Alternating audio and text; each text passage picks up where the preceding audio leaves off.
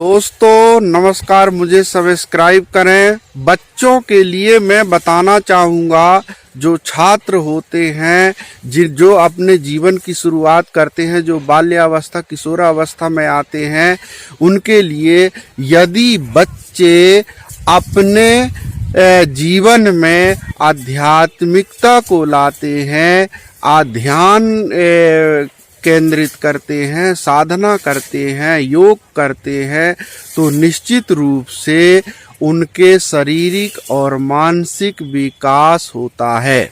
इसलिए छात्रों को अनिवार्य रूप से खुद स्वयं घर पर समय निकालकर साधना, ध्यान, योग अनिवार्य रूप से कुछ समय तक करना चाहिए।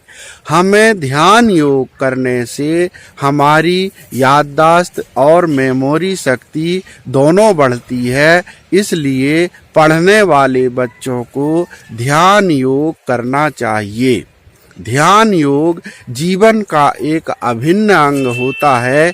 कहते हैं साधना से ही हम किसी भी चीज को प्राप्त कर सकते हैं। जब हम साधना करते हैं तो हमारा मन और दिमाग जो है वो सक्रिय अवस्था में बना रहता है, वो जो है भटकता नहीं है।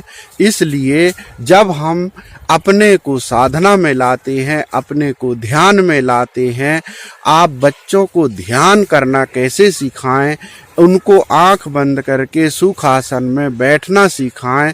जब वो प्रतिदिन इसका अभ्यास लगातार करेंगे तो कुछ दिन के बाद हमेशा उनकी आदत हो जाएगी और उनके जीवन में ऑटोमेटिक परिवर्तन आना शुरू हो जाएगा।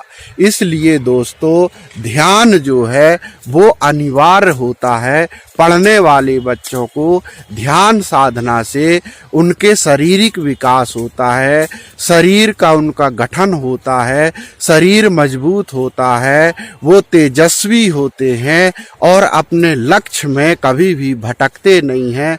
इसलिए यह छात्रों के लिए ध्यान योग साधना बहुत जरूरी है, व्यायाम अनिवार्य है। इसलिए समय निकाल करके छात्रों को ध्यान योग साधना कुछ समय तक अनिवार्य रूप से करना चाहिए।